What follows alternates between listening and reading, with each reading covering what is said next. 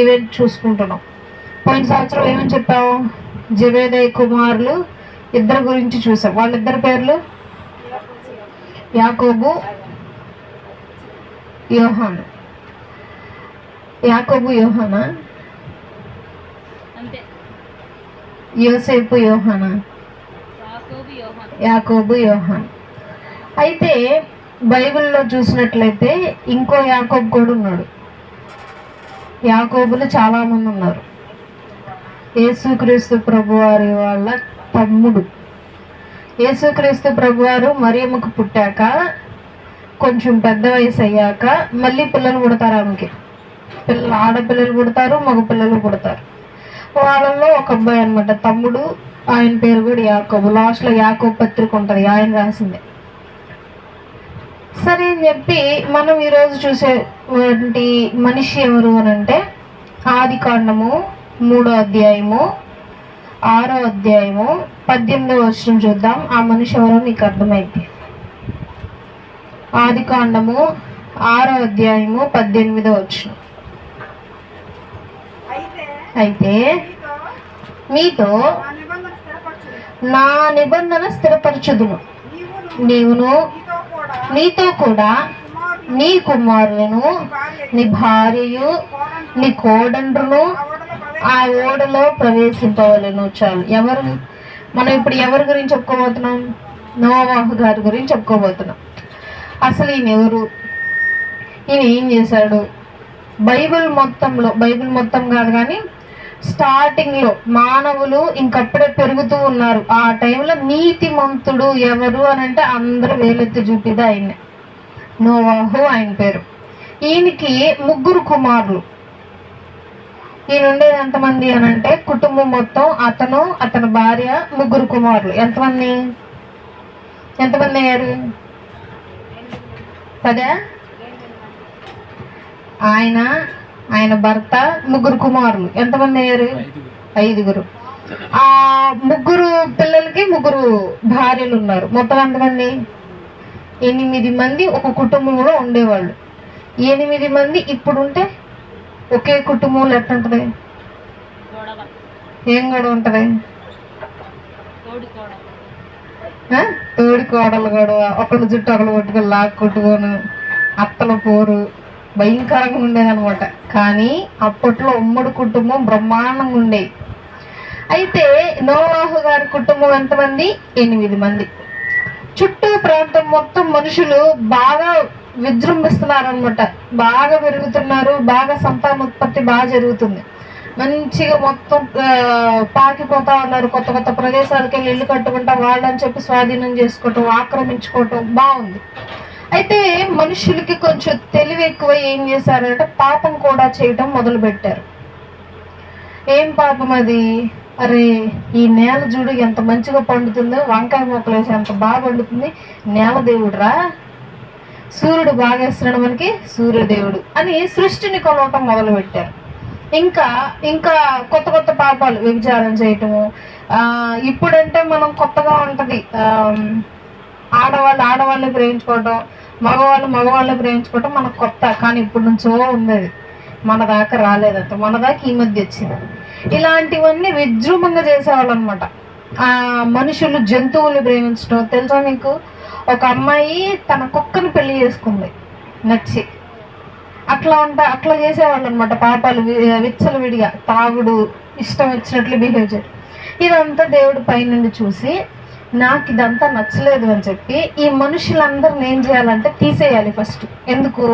ఇట్లాంటి మనుషులు ఇంకా ఎక్కువైతా ఉంటే ఏమైంది? భూమి త్వరగా నాశనం అయిపోయింది. కాబట్టి వీరందరినీ తుడిచిపెట్టేసేయాలి అని చెప్పి ఒక ఆలోచన చేసి ఒకవేళ వీళ్ళలో ఎవరైనా మంచి వాళ్ళు ఉన్నారేమో, ఎందుకు అన్యాయంగా మంచి వాళ్ళకి శిక్ష పడింది. కాబట్టి ఆయన ఆకాశం నుండి తేరి కిందకి చూస్తే ఆ మనుషుల్లో ఒక్కడు కనిపించాడు. ఎవరైనా? నోవాహు అనేటువంటి ఈయన నీతిమంతుడుగా యెహోవా దేవునికి కనిపించి నోవాహు గారితో మాట్లాడుతున్నాడు దేవుడు. నోవాహు, నేను త్వరలో ఒక పెద్ద జల ప్రళయాన్ని రప్పిస్తా. అప్పటిదాకా వర్షపు చినుకు భూమి మీద పడలేదు. భూమి మీద వర్షం లేకపోతే భూమి ఎలా ఉంటుంది మీరు చెప్పండి. ఇప్పుడు మనకు వర్షాలు ఏమైనా ఉన్నాయా? అసలు లేవు. ఏదో అట్లా వస్తుంది తుప్పర, అట్లా పోతుంది. ఎట్లా ఉంటుంది వర్షం లేకపోతే? భూమి ఎలా ఉంటుంది? ఎండిపోయిద్ది. ఇంకా బీడు బారిద్ది భూమి. ఇంకా వేడి, విపరీతమైన వేడి. ఈ వేడికి మనుషులు తట్టుకోలేకపోతే అల్లాడిపోతూ ఉంటారు. అప్పట్లో ఆ నోవాహు గారు ఉన్న టైం దాకా, అప్పటిదాకా వర్షం పడలేదంటే ఆ టైంలో ఇప్పుడు ఎట్లా ఉంటుంది వాతావరణం? ఎంత వేడిగా ఉంటుంది.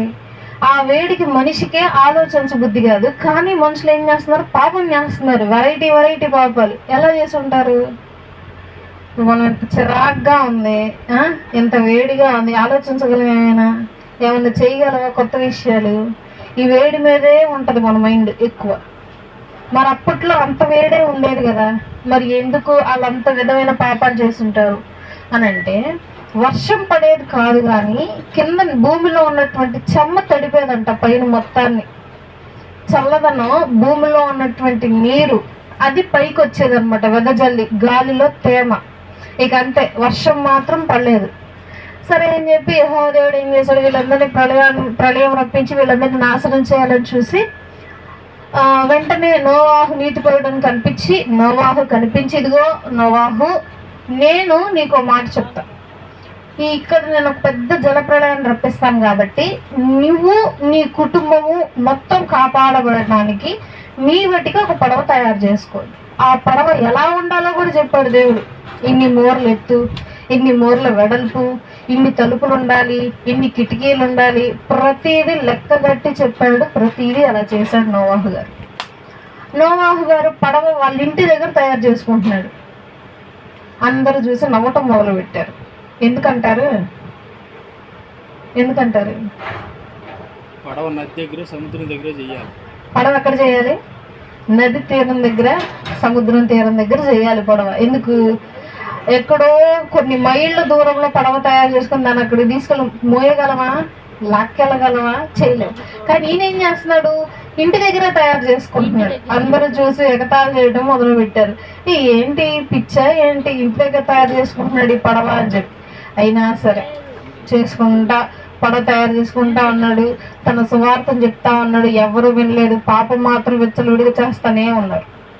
తర్వాత పెద్ద జలప్రళయం వచ్చింది. ఎలా వచ్చింది తెలుసు? ఆ జలప్రళయం కూడా 40 పగళ్ళు 40 రాత్రులు కురిసింది. అంటే ఎన్ని రోజులు కురిసింది? 40 పగళ్ళు 40 రాత్రులు కురిసిందంటే ఎన్ని రోజులు కురిసిందంటే కన్ఫ్యూజ్ అవుతారు మనుషులు. ఎన్ని రోజులు ఏంటది అని. పగలు రాత్రి కలిపితే ఒక రోజు కాబట్టి 40 రోజులు అయ్యింది. ఆ 40 రోజులు వర్షం ఎలా పడింది అని అంటే, ఫస్ట్ కొంచెం తుప్పర్లాగా, ఏంట్రా వెరైటీగా వర్షం పడుతుంది. అప్పటిదాకా వర్షం చూడలేదు వాళ్ళు. అప్పటిదాకా తేమను మాత్రమే వాళ్ళు అనుభవించారు, చల్లదనాన్ని. పై నుండి చినుకులు పట్టడం చూడాల, ఫస్ట్ టైం చూస్తున్నారు. భలే ఉందిరా వర్షం అనేది.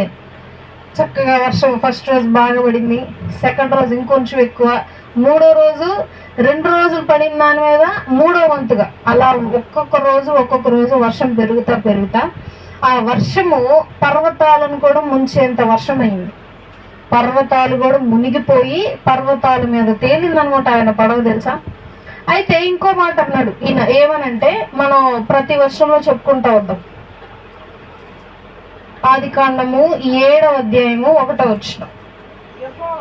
యెహోవా, ఈ తరము వారిలో నీవే నా ఎదుట నీతిమంతుడవై యుండుట చూచితిని గనుక నీవును నీ ఇంటి వారును ఓడలో ప్రవేశించుడి. ఈ తరం వారిలో, ఈ తరం అంటే ఈ మనుషులు ఉన్నటువంటి వారందరిలో ఎవరంటే నీతిమంతుడు ఒక్కడున్నాడంట. ఇది ఎలా ఉందంటే, ఐఏఎస్ ఐపీఎస్ ఎగ్జామ్ పెడితే ఒక్కళ్ళే పాస్ అయినట్టు ఉంది. ఆలోచిస్తే చూసినట్లయితే అందరిలో ఒక్కళ్ళే ఉన్నట్టు, ఈయనొక్కడే ఉన్నట్టుంది. ఈ తరం మొత్తంలో ఈయనొక్కడే నీతిమంతుడు అంట. అందుకని ఇది పడవలో వెళ్ళాల్సిన వాళ్ళు మీరు మాత్రమే. అందుకే దేవుడు కీర్తనలో ఒక మాట అంటాడు, పాపులు నీతిమంతుల సభలో నిలవలేరు.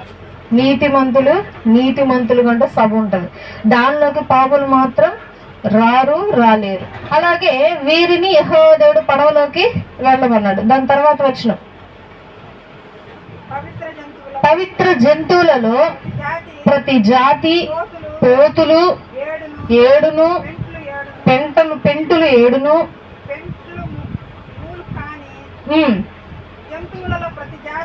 జంతువులలో ప్రతి జాతి పోతును పెంటియు 2, ఆకాశ పక్షులలో ప్రతి జాతి మగవి 7, ఆడవి 7, నీవు భూమి అంతటి మీద సంతతిని జీవముతో కాపాడునట్లు నీ యొద్ద ఉంచుకొనుము.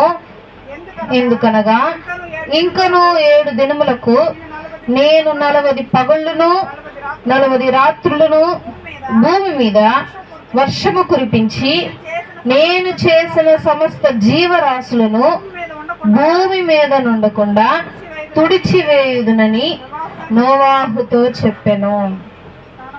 చాలు, ఇంకేమంటున్నాడు? నువ్వు వెళ్ళిపో, పడవలు వచ్చేస్తావు కదా, అయిపోయిందిగా, వెళ్ళిపో. అయితే జంతువులు ఉన్నాయి కదా, జంతువులన్నిటినీ ఒకటి ఆడది ఒకటి మగది అలా 7 జతలు తీసుకెళ్ళాలంట పడవలోకి. ఆడది మగది జతలుగా 7 జతలు చక్కగా తీసుకెళ్ళి వాటికంటూ పైన స్థలం ఉందిగా దాంట్లో పడేసేయాలి. వాటికి కావాల్సిన గడ్డేసి వాటికి కావాల్సిన మేత. ఇంటయ్యా జంతువుల మాట. 2 పడవలోకి 2 కూర్చోండి అంట. వస్తాయి పక్షులు, వస్తాయి జంతువులు, వస్తాయి చూస్తేనే పారిపోతాయి. కానీ అవి వరుసగా ఒకదాని తర్వాత ఒకటి వచ్చి పడవలో కూర్చున్నాయి. ఎందుకంటారు? ఎలా అంటారు? ఏం చేసినాయి ఆ జంతువులు? దేవుడి మాట విన్నాయి. సృష్టి మొత్తం దేవుడి మాట వింటది తెలుసా? సృష్టి మొత్తం దేవుడి మాట వింటది. దేవుడు సముద్రానికి హద్దు నిర్మించాడంట. ఆ హద్దు దాటి సముద్రం ముందుకు రాదు. దేవాది దేవుడు ఈ వాతావరణం మొత్తానికి హద్దు నిర్మించాడు. దేవాది దేవుడి పక్షులకి, జంతువులకి, ఈ యొక్క చెట్లకి, ఈ యొక్క ఇసుక రేణువులకి మొత్తానికి హద్దు అనేది దేవుడు నిర్మించాడు. అవి దాటి బయటకు రావు, అవి దాటి మాట కూడా మాట్లాడు. అలాగే దేవుడి మాట విన్నాయి, లోపలికి వచ్చేసాయి, కూర్చుని. నేను ఎన్ని రోజులు రప్పేస్తున్నాను వర్షాన్ని? 40 పగళ్ళు 40 రాత్రులు. సరే అని చెప్పి అందరు వెళ్ళిపోయారు, కూర్చున్నారు. తర్వాత ఏం జరిగింది? 6:22 ఆది కాండము 6వ అధ్యాయము 22వ వచనం. 6వ అధ్యాయము 22వ వచనం. నోవాహు అట్లు చేసెను, దేవుడు అతనికి ఆజ్ఞాపించిన ప్రకారము యావత్తు చేసెను. అయితే ఇది ఎలా ఉంది? నోవాహు ఏం చేశాడు? అట్లేసాడా? ఇప్పుడు 22వ వచనం చదివాం కదా, మళ్ళీ ఇంకోసారి చదవండి. నోవాహు అట్లు చేసిన. అట్లంటే ఏంది? కొంతమంది ఏం చేసేవాళ్ళు అని అంటే బైబిల్ క్విజ్ లాగా నిర్వహిస్తూ, నేను కూడా చేసే అట్లాంటివి. బైబిల్ మొత్తంలో అట్లు అనే పదం ఉంది తెలుసా మీకు? అట్లున్నాయా అంటే మనం వేసే అట్లన్నీ ఎక్కడి నుంచి వచ్చాయి? బైబిల్ నుంచి వచ్చాయి. ఎక్కడున్నాయి అంటే ఇది ఎక్కడున్నాయి. నోవాహు ఏం చేశాడంట? అట్లు చేశాడంట. కానీ ఏంటి దాని అర్థం ఏంటి? నోవాహు అలా చేశాడు, దాన్ని నోవాహు అట్లు చేశాను. సో దేవాది దేవుడు చెప్పినట్లుగా నోవాహు ప్రతి పని చేస్తూ వచ్చాడు. 7వ అధ్యాయము 5వ వచనం ఆది కాండము. తనకు యెహోవా ఆజ్ఞాపించిన ప్రకారము నోవాహు యావత్తూ చేశాను, ఏదొక్కటి వదలలేదు. నోవాహు ప్రతి విషయము దేవుడు ఏ విధంగా చెప్పాడో ఆ విధంగా ప్రతిదీ చేసుకుంటూ వచ్చాడు. ఇప్పుడు 9వ అధ్యాయంకి వెళ్దాం. ఆది కాండము 9వ అధ్యాయము 20వ వచనం. నోవాహు వ్యవసాయం చేయ ఆరంభించి ద్రాక్ష తోట వేశాను. చాలు, మనం ఇప్పుడు ముందు చదివింది 7వ అధ్యాయము. 7వ అధ్యాయం నుండి 9వ అధ్యాయం దాకా ఆ మధ్యలో అధ్యాయం అంతా అంటే 8వ అధ్యాయం అంతా జల ప్రళయంలో జరిగిన విషయం ఉంటది. జల ప్రళయం వచ్చింది, బయట వాళ్ళందరూ తలుపులు తడతారనమాట. ఆ పడవకి ఒకే తలుపు, ఒకే కిటికీ. ఆ తలుపు తడతా ఉంటారు, నోవాహు తలుపు తీ, లోపలికి వస్తాం, నోవాహు తలుపు తీ అని. అయినా సరే నోవాహు చేతుల్లో లేదు. ఎందుకు అని అంటే నోవాహు ఆఖరి మనిషి పడవలోకి ఎక్కేసరికి తలుపు దానంతరం అది మూసుకుపోయింది. మరలా కొండ మీద ఆగి నీరంతా ఎండిపోయాక భూమి కనిపించాక దానంతరం అదే తలుపు తెరుచుకుంది. కాబట్టి తాళం మాత్రం ఆయన దగ్గర లేదు, చేయటం మాత్రమే ఆయన బాధ్యత. ఈ మనిషి రాలేకపోయాడు. ఇక అయిపోయింది. అరారాతు కొండ మీద నుంచుందిట్ట కొండ. ఇప్పటికీ ఆ పడవ అట్లాగే ఉంది, దాన్ని కదపలేదు, అంతే ఉంది ఆ పడవ. సరే అని చెప్పి పొడవ కొండ మీద నుంచింది. ఫస్ట్ ఒక కాకిని పంపిస్తాడు. కాకి ఏం చేసింది, మనుషుల మీద ఉన్న మాంసాలు పీక్కుంటూ తినిద్ది. తర్వాత పావురాన్ని పంపిస్తాడు. పావురం వెళ్ళి చిగురు తీసుకొని వచ్చింది. చిగురు తీసుకొని వచ్చిందంటే అర్థం ఏంటి?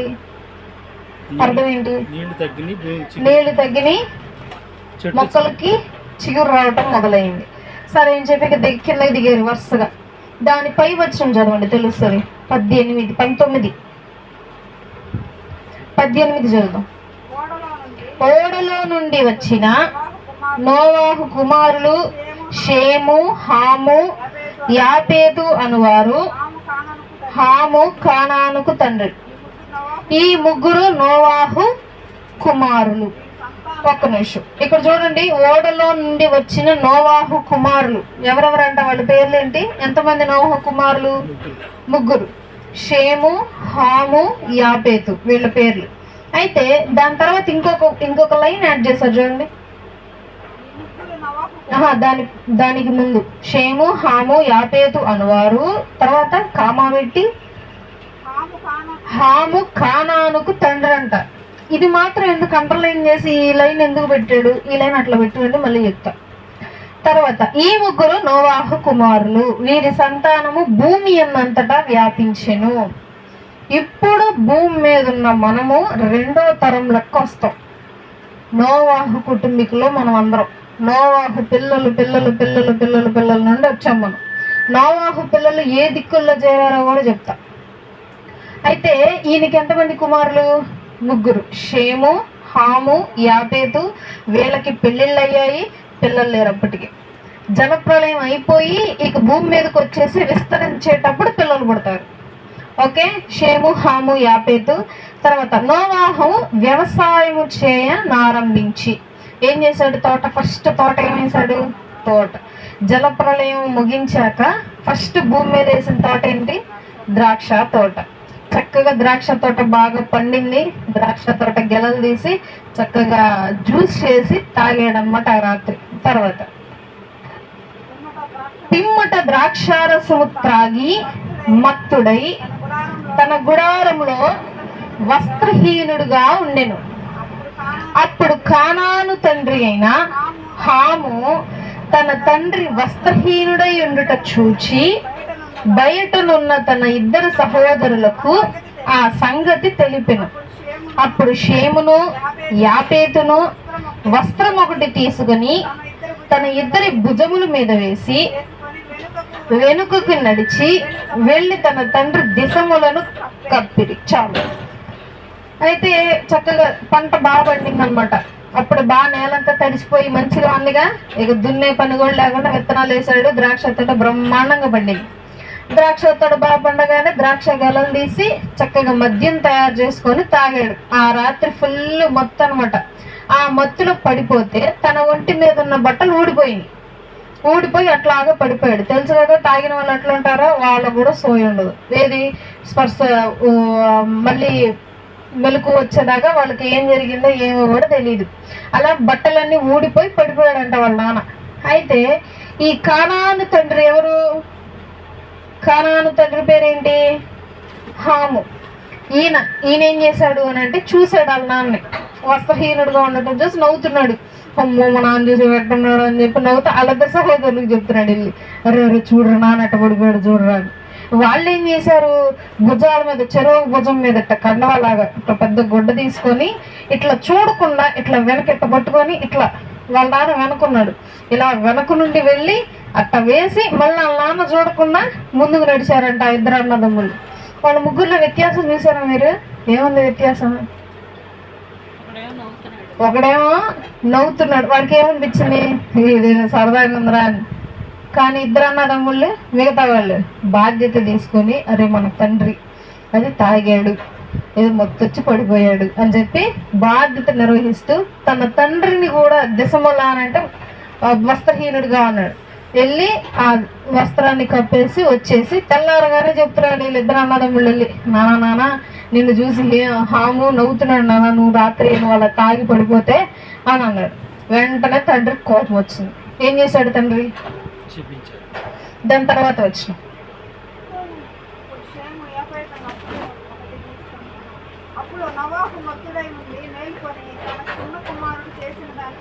అప్పుడు కానాను తండ్రి అయిన హాము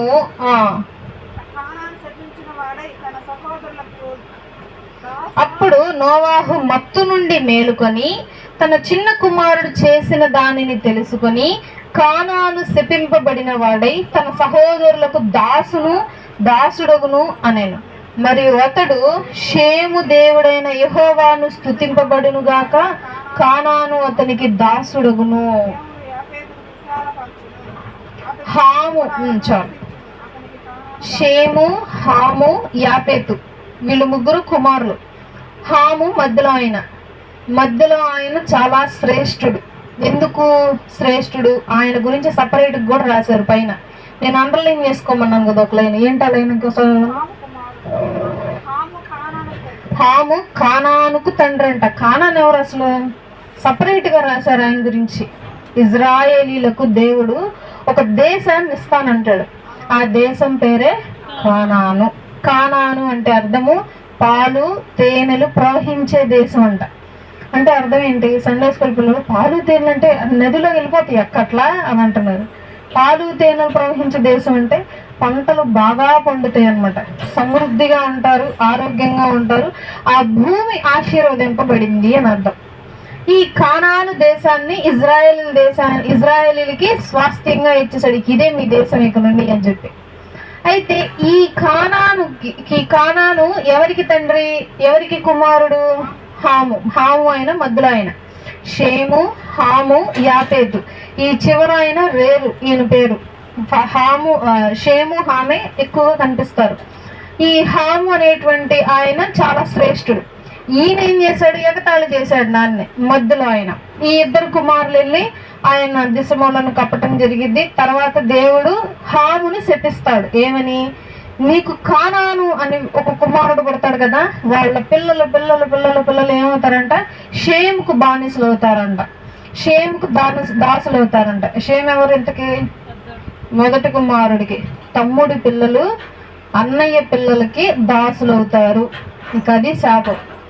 ఇక అప్పట్లో సరి చేసేది ఏమి లేదు, తప్పునైనా అని చెప్పేది లేదు, ఇవేమి లేవు. తీసుకొస్తే మాట్లాడితే శపించబడేయటం, మనుషుల్ని శపించేశాడు. ఇంకా తర్వాత అదే జరిగింది.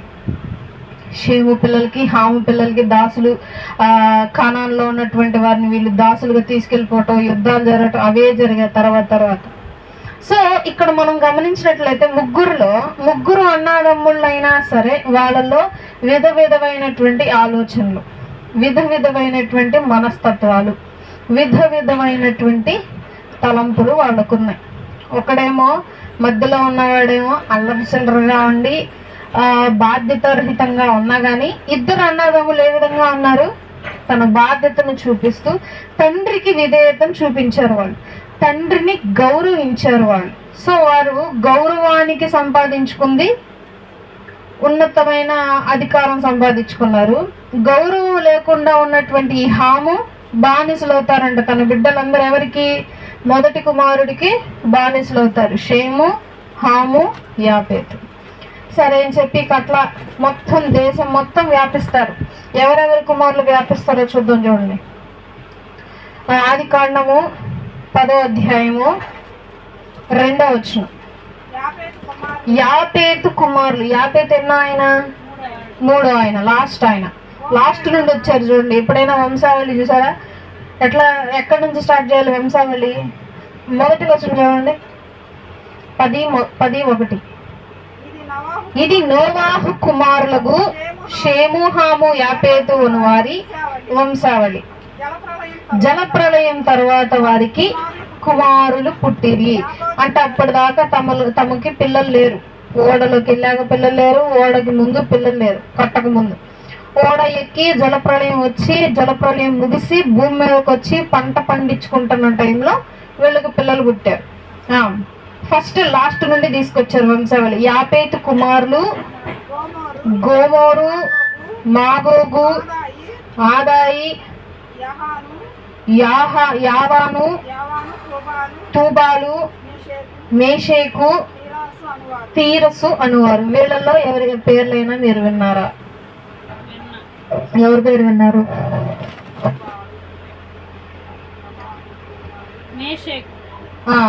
మేషక్ ఎక్కడ వస్తాడు మీకు? మేషకు అభిజ్ఞగోలు. షడ్రకు, మేషకు, అభిజ్ఞగులు ముగ్గురు స్నేహితులు. ఇంకెవరి పేర్లు విన్నారా వాళ్ళలో?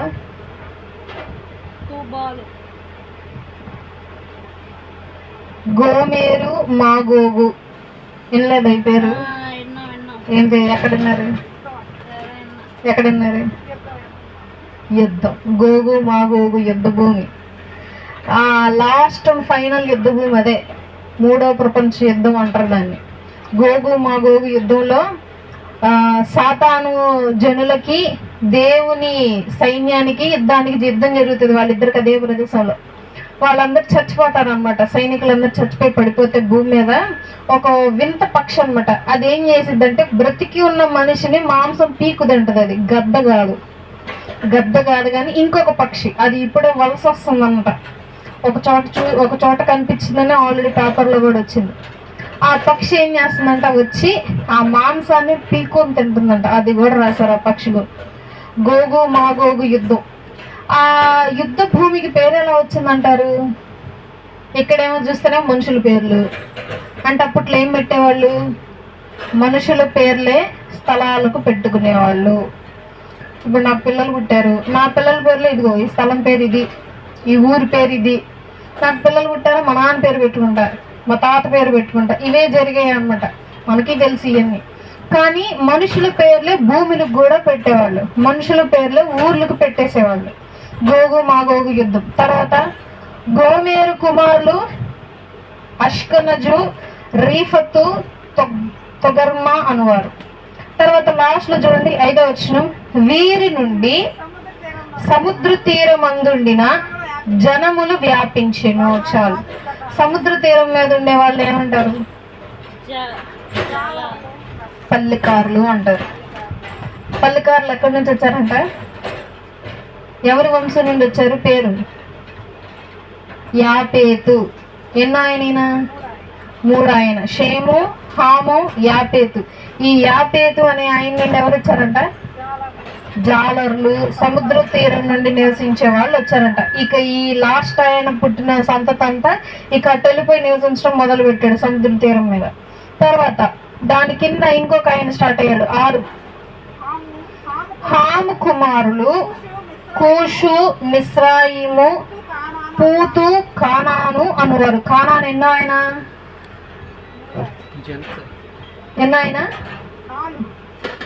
కానాను ఎన్నో ఆయన? మళ్ళీ చదవండి. కూషు, మిస్రాయిము, పూతు, కానాను. 4 పిల్లలు. ఆ 4లో కానాను ఆయన చివరాయన. కానాను అనే ఈయన పేరు ఒక ప్రాంతానికి పెట్టబడింది. కానాను అని అంటే అర్థము పాలు తేనెలు ప్రవహించు దేశము. ఇంకేమన్నారు వాళ్ళలో పేర్లు? ఇంకేమైనా అన్నారా? ఇంకెవరి పేరైనా అన్నారా? హాము కుమారుల పేర్లలో ఎవరి పేరైనా విన్నారా?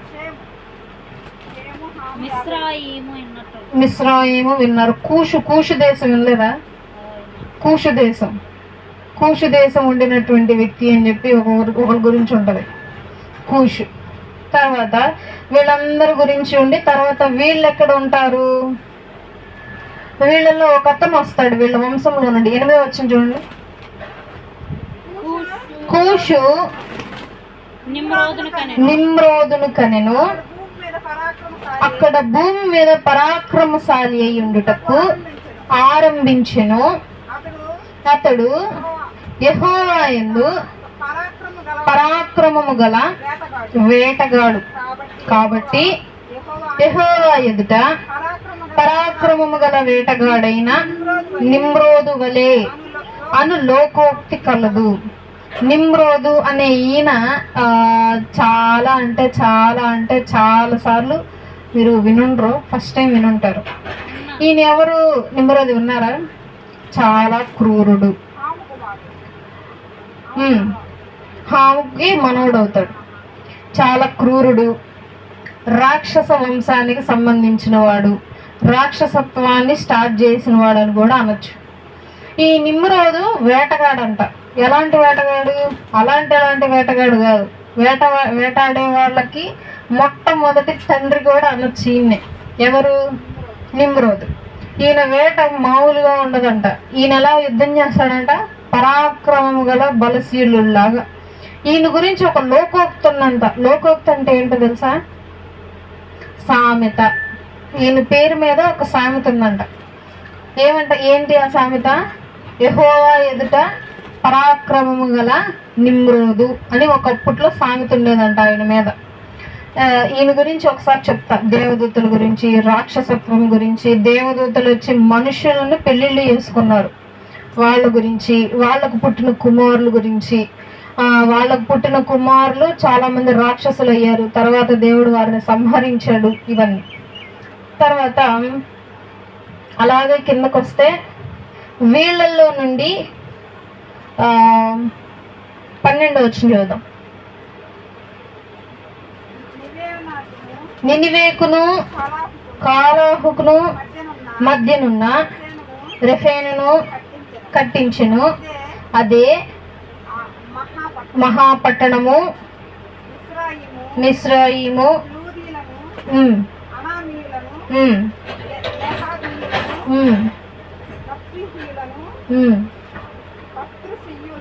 ఓకే, వాళ్ళ పేర్లు ఇవన్నీ.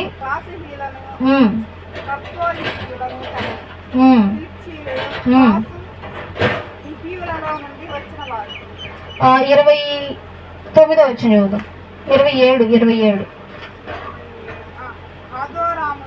అదోరామును ఉజాలును దిక్లాను ఓబాలును అభిమాయేలును షేబా ఓఫీరును హవీలాను యోబాబును. వీళ్ళల్లో ఎవరి పేర్లైనా విన్నారా?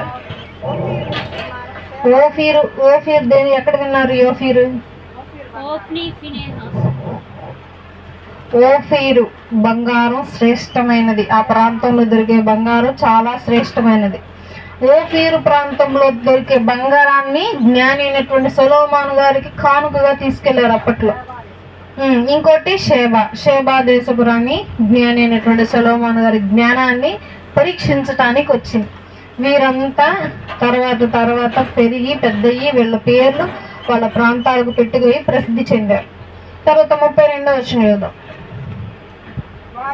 వారి జనములలో వారి సంతతుల ప్రకారము నోవాహు కుమారుల వంశావళి ఇవి. జల ప్రవాహము గతించిన తర్వాత వీరిలో నుండి జనములు భూమి మీద వ్యాపించెను. మనమందరం వ్యాపించడానికి కారణం, మనమందరం ఇక్కడ ఉండటానికి కారణం ఎవరి సంతానం అయి ఉన్నాం? నోవాహు సంతానం. 4 దిక్కులా వ్యాపించింది. అయితే మనం ఇక్కడ వీళ్ళ దగ్గర నుంచి నేర్చుకోవాల్సినటువంటి విషయాలు ఏంటి అని అంటే, మొట్టమొదటిగా తండ్రి దగ్గరికి వెళ్దాం. తండ్రి ఎటువంటి వాడు? నోవాహు అనగానే అందరికి ఒక మాట గుర్తొస్తుంది, గుణం గుర్తొస్తుంది. ఏంటది? నీతిమంతుడు. మనం కూడా గమనిస్తే ఎవరైనా మనుషుల గురించి ఆలోచిస్తే వారి గుణమే వచ్చింది ఫస్ట్. వారు ఎట్లా ప్రవర్తిస్తారు, వారు ఎలా ఉంటారు, ఏ విధంగా మాట్లాడతారు అనేదే మనకి ఫస్ట్ జ్ఞాపకం వచ్చింది. అలాగే నోవాహు గారు అని అంటేనే నీతిమంతుడు. ఆ తరంలో అటువంటి నీతిమంతుడు ఎవరును లేరు. అటువంటి విధంగా మనం ఉన్నామా? ఈ తరంలో మనం నీతిమంతులుగా ఉన్నామా? నిన్న రాత్రి వాక్యం చెప్పుకున్నాం. నీతిమంతుడిగా ఉండాలి అని అంటే ఏం చేయాలి? విశ్వాసులుగా ఉండాలి. మొదటిగా 2-3 సార్లు చదివించాను వాక్యాన్ని. నోవాహు యెహోవా చెప్పిన యావత్తును చేశాను. నోవాహు దేవుడు చెప్పినట్లు చేశాను. అది విశ్వాసం అంటే. దేవాది దేవుడు బైబిల్లో చెప్పినట్లుగా ప్రతి ఆజ్ఞను మనం పాటించాలి. దేవాది దేవుడు బైబిల్లో చెప్తున్నట్టుగా ప్రతిదీ మనం నెరవేర్చాలి. దేవాది దేవుడు మనకి చెప్పిన ప్రతిదాన్ని చేస్తూ తూచా తప్పకుండా చేస్తా ఉంటే మనం ఏమవుతాం?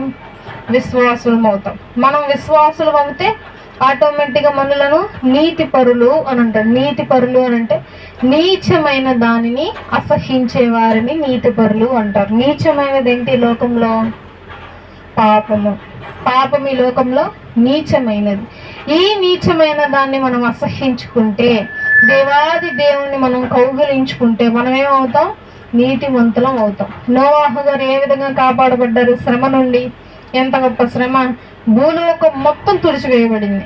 ఏది? జలరాశులతో సహా, జంతువులతో సహా, చెట్లతో సహా. అందుకే దేవుడు 7 జతలుగా ఓళ్ళలోకి తీసుకెళ్ళాడు. మిగతా జంతువులన్నింటినీ నాశనం చేస్తాడు. అలాగే మనం ఉన్నామా? మనకేదైనా శ్రమ వస్తే మనం నీతి పరులుగా ఉంటే దేవుడు ఏం చేస్తాడు? ఇలాగే తీసుకెళ్ళి మనల్ని సురక్షితమైనటువంటి ప్రాంతంలో ఉంచుతాడు. లేదు అని అంటే దేవుడు మనల్ని కూడా అలాగే వదిలేస్తాడు. మనం కూడా నోవాహు కాలంలో జనులు జలప్రళయంలో కొట్టుకుపోతూ పడవను తడుతున్నారంట తలుపు తీయమని. మేము వస్తాం లోపలికి, తీయండి, ఏదో తప్పైపోయింది, ఏదో వినలేదు, మాకు అర్థం కాలేదు, ఈసారి వింటాము, మేము ఇది చెప్పింది చేస్తాము, తలుపు తెరవండి అని అంటే కుదురుదా? కుదరదు. ఎందుకు? సమయము అయిపోయింది. సమయం ఉన్నప్పుడే మనం ఏం చేయాలి? తొందరగా మనం భక్తిపరులుగా మారి బాప్తిస్మము పొంది దేవుని యందు నీతిపరులుగా నిలబడాలి. లేకపోతే దేవాది దేవుడు తలుపులు మూసేస్తాడు. తలుపులు మూసేస్తే ఇంకేమన్నా లోపలికి రావటానికి లేదు. గడి వేయబడుతుంది. తలుపు తీయవలసింది కూడా దేవుడే. దేవుడు ముందే ఏం చేస్తున్నాడు? మనుషులకి ఛాన్స్ ఇస్తున్నాడు. మారండి, మారండి, మారండి. మారకపోతే ఏం చేస్తాడు? దేవుడు వదిలేస్తాడు.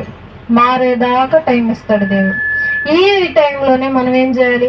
మనల్ని మనం మార్చుకొని నీతివంతులుగా తీర్చబడి పరలోక రాజ్యానికి వారసులం అవ్వాలి. లేకపోతే మనం కూడా జలప్రళయంలో కొట్టుకుపోయే వారిలాగా మనం కూడా కొట్టుకుపోవాల్సి వస్తుంది. అందరి తలలోంచి కళ్ళు మూసుకున్నట్లయితే ప్రార్థన చేసుకున్నాం. వచ్చేటువంటి తండ్రి, నీకు వందనములు, స్తుతులు, స్తోత్రం తండ్రి ప్రభా. ఎంతో మంది రోజులకు నష్టపోచుండగా మీరు మమ్మల్ని లాభ చేయకుండా మమ్మల్ని ఇప్పటికే సజీవులకు ఉంచిన విధానం బట్టి మీకు స్తుతులు, స్తోత్రం.